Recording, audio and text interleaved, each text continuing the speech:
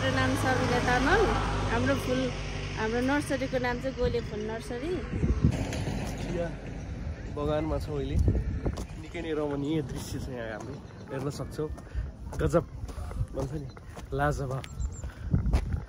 हिजो भर्खर हामी दार्जिलिङको टुर थियो हाम्रो, वान डेको हाम्रो 12 आवर्सको ट्राभलपछि अहिले हामी कन्याम पुग्यौँ। कन्यामपछि हाम्रो पाथिभारा जाने पनि प्लान छ, मिनी पाथिभारा टेम्पल।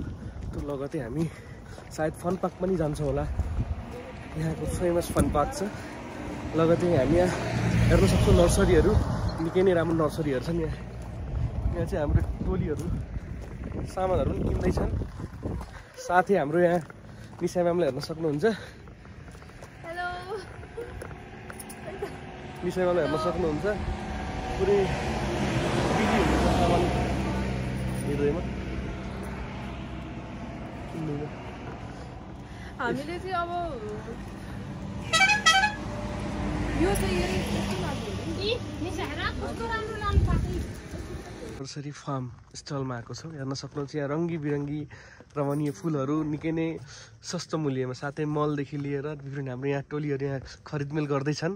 सपिङ भनौँ न, लुगा फाटाको चाहिँ होइन, फ्लावरहरूको सपिङ गर्दैछन्। हाम्रो दिदीले चाहिँ प्याकिङ गर्दै हुनुहुन्छ सामान। हाम्रो टोटल अर्डरहरू देख्न सक्नुहुन्छ। हाम्रो यो